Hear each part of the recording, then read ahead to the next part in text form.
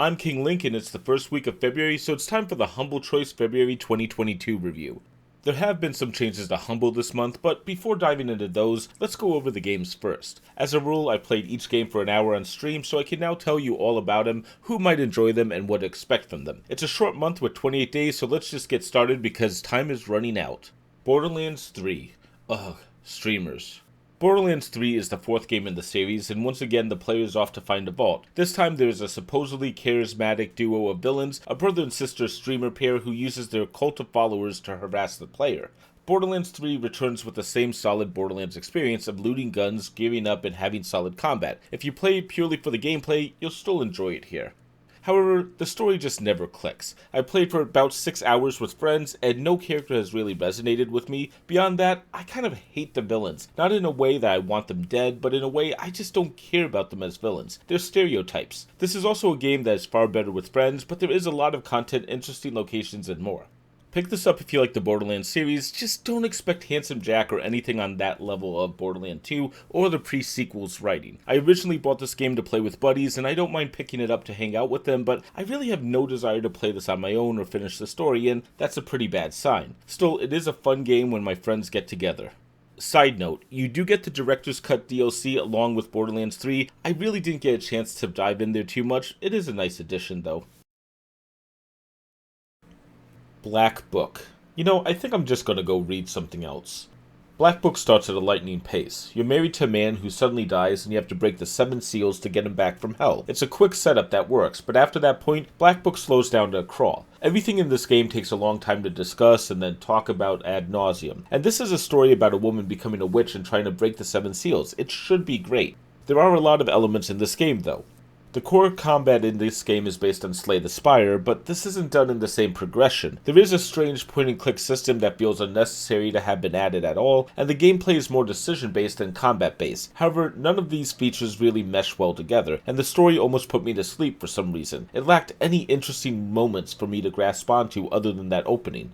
Pick this up if you want to learn about Russian mythology in the slowest way possible. Admittedly, this game is quite popular, I just don't really know why. It's one of the games where reviewers seem to be quite a bit harsher, whereas the Steam reviews are extremely positive. I'm willing to consider that I had a different experience, but I'm really not interested in returning to this title. Per Aspera. Transforming Mars as an AI. Per Aspera, which means through hardship in Latin, is a game about colonizing Mars. Though rather than a human commander, you're an AI, and sadly, this doesn't appear to be a game where you become Skynet and kill all humans. Instead, it's a story-based game with the gameplay of a city builder. It reminds me a lot of Surviving Mars, but where I just didn't get into that game that much, Per Aspera has me working to understand and optimize my designs. That being said, the tutorial was a little bare bones and skips a few steps. The game isn't always the clearest when something's going wrong, whether it be missing production or a lack of power. There was a small icon for the latter, but I kinda missed it twice while playing the game. That might be due to needing to learn the UI over time though. There are some massive names for the voice acting, with Troy Baker taking a major early role, but according to the opening, there's also Phil Lamar and Young Ye in this game as well. Pick this up if you like city builders. The story here is interesting and I'd like to play more to see what's going on, but it does seem like a straightforward story about transforming Mars and perhaps leading to the singularity, though there are very large bases and eventually supply chain logistics to tackle as well. Just Die Already, a game by the developers of Goat Simulator. Hold on to your butts. Just Die Already calls itself an old-person murder sandbox game and kind of lives up to it. After a short opening where the game teaches players how to be an old person, players are given a mythological bucket list of tasks that range from eating many objects to getting hit while jaywalking, and from there the world is left open for the player to explore and experience. I probably put up a completely clean clip, but you should know, this game is bloody. Oh wait, I used this clip. Yeah. Very bloody. There's so many ways to get injured and die, and it's a wacky physics game, but much like Goat Simulator, it can give players a lot of control even while being over the top. The list of challenges is long and will keep people busy for a while, but this is still like Goat Simulator, a game more built to be shown off rather than played by oneself. Pick this up if you like any of these physics simulators, especially Goat Simulator, of course. This was fun, but I don't know if it would be as fun without the audience. If you have a couple of people, it might be fun to see what zaniness each of you can find, and the game is outlandish enough to be worth a look. Before We Leave, a post-apocalyptic city builder focused on logistics. Before We Leave reminds me quite a bit of City Skyline. It's a game about building and managing a civilization rather than trying to beat enemies. According to multiple sources, there is no combat at all in this game, even though some monsters are listed in the difficulty settings. The core of the game is laying out your islands for your people to live on and then letting them expand to other islands and eventually other worlds. Beyond that, players mostly will deal with managing trading routes. If Island A has green technology and Island B has red technology, ships can transport these goods in either direction or potentially both. Before We Leave allows the player to move on from islands fully rather than micromanaging them. I've played this game for multiple hours to cover it for Game Pass, and the only time I returned to a previous island was to maximize the output or to set new trading routes, which is kind of a relief for these games. Pick this up if you like a casual city builder. Some people might want more challenge, and there are harder and easier difficulties in the game. Players can also just sit back and enjoy building a civilization that they choose to, whether it be optimal or not. I enjoyed my time with this one, and am very glad I now own the game on Steam. Paradise Lost, a slow walk through the remnants of the Nazis. Paradise Lost takes place in an alternate history where Germany did a lot better in World War II. It's also a walking simulator of the worst kind. It's a game that takes the walking part of the genre title way too literally and lets the player move at a snail's pace. But don't worry, there's a sprint button that walks at a snail's pace if it was on ice. And if you're not sure that would make the snail faster, that's kind of the problem. This is a slow game made even slower because of the slog. Many interactable objects have to be triggered in the right position and looking in the right direction. The letters left behind are relatively uninteresting and often drop German, possibly Polish, dialect wherever they care to. I gave up after about 40 minutes because I was just getting bored with this, and annoyed because players are trudging through a Nazi bunker, but not in an interesting way. Forced to walk slowly through locations that should infuriate most people for what they stood for doesn't really make a good game. This reminds me of the walking speed of Everybody's Gone to Rapture, and of course that is a bad thing. Pick this up if you want to walk through Nazi bunkers and follow a story. The chapter titles talk about the stages of grief, but doesn't really give a meaning for it yet, and I'm pretty firm on no longer being interested. Paradise Lost makes me think the game is trying to say this is some form of hell, and I've heard there is some Slavic mythology here, but I really didn't see anything worth continuing for. Everhood. I'm just going to get this out of the way. It's musical Undertale. Everhood is an extremely unique game. It's an adventure game inspired by Undertale where the player fights enemies, or at least dodges their attacks. While I'm sure the player will eventually be able to attack, in the first hour the combat was all dodging, and that just means playing a rhythm game where the notes were the incoming attacks. Playing on hard mode was quite challenging, but in general, this was well made, told a good story, and had me curious where it would lead. I enjoyed the music and the visuals were excellent, though it was hard to watch the enemies' animations in some scenes because so much was going on the screen. Also, there's a lot of trippy imagery, but it only makes the whole experience better. Just to be clear though, this isn't exactly like Undertale, it just has a similar art style and some of the same types of humor. Pick this up if you like rhythm games. This is completely rhythm-based, and the player will have to master the music or lower the difficulty to get through some of these songs, but it was a completely enjoyable ride. I hope this game did well enough because I really want to see more from this developer. Calico. It's not just about cats. Calico is pretty out there for a life simulator. Players design their characters and then arrive on a magic island to run a cat cafe, or at least an animal cafe. From there, players can meet neighbors, do small quests, cook food, collect animals, and more. This is just an outlandish game where one second I was riding a giant rabbit, and the next I was shrunken down to make a delicious bagel. Much of the game is open-ended. While there is a major story, the focus seems to be on making your own fun, and Calico is quite enjoyable. It's just a game where you can't wait to see what they might throw at you next, whether it be placing an animal on your head or finding a giant cat sleeping in a log. Pick this up if you're ready for anything. I was expecting this to be a laid-back and chill game, but I found myself getting hooked by the game and wanting to see more. I'll probably even end up picking this game up again if I get a chance just to play through, as it only takes about 4 hours to beat, but I'm already having a great time. Perhaps that's because I was on stream, but I don't know. I want more. So that's 8 games, and yeah, that's all there is this month. But there is also a new service, the Humble Game Collection, on which there are currently 5 titles: Wizard of Legend, Void Bastards, Forager, Unsighted, and Dodgeball Academia. Now, I've already covered Wizard of Legends, a great but easy roguelite, Void Bastards, an awesome stealthy roguelite, and Forager, an incremental game. Those were previously in Humble Choices. But I'm going to try to cover more of these titles each month so we can talk about them. This month, I'm choosing Dodgeball Academia, Super Dodgeball in a modern form. I played all of Dodgeball Academia on Game Pass. I don't play through entire games that much anymore, but Dodgeball Academia got my focus and was fantastic. If you played Super Dodgeball for the NES, imagine a version of that made into Super NES RPG with great writing, though quite a few dodgeball puns or just dad jokes. This feels like a fantastic way to revive a classic game and does it well. There are 6 characters, each given RPG stats, but done in a way I shockingly didn't mind too much, as the game actually does play like an RPG. All combat is done through playing rounds of Super Dodgeball, and with each character and most enemies having different attack patterns, it keeps the game fresh. Pick this up if you like Super Dodgeball or RPGs. Even if you don't, it's probably worth checking out. This was a fun one to play, and like I said, it actually kept my attention far longer than I expected.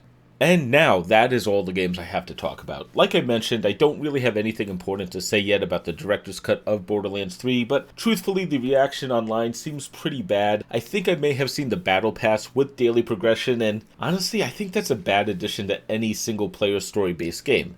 At the same time, this is a good bundle in my opinion. Borderlands 3 is a worthy AAA title. I'm not a huge fan of it, of course, but it is a return to that big name headlining the bundle, and the price is right. I know people have said that it has been cheaper elsewhere, but remember, this is actually being packed in with 7 other titles. When I picked up my bundle, I knew Everhood and Before We Leave would be worth picking up, and during the Lunar Sale, those 2 titles were going for around $18 combined.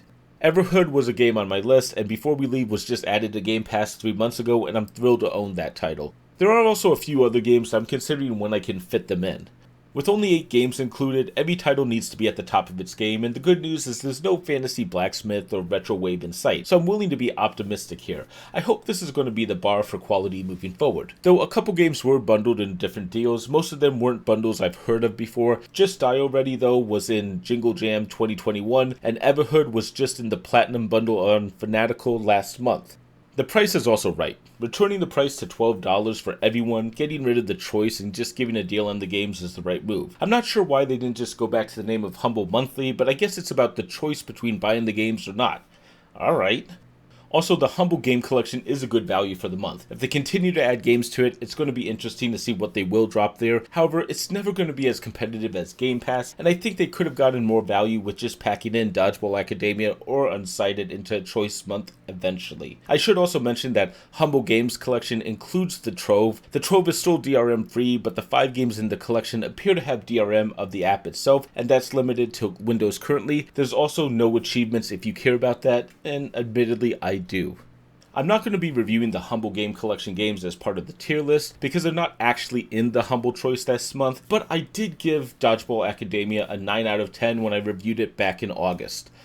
Let's move on to that tier list, and this month I think we can just skip the first tier. We don't have any F-tier games, and I actually hope Humble can keep that up. I like to think only games unworthy of inclusion in the Humble Choice can reach that tier.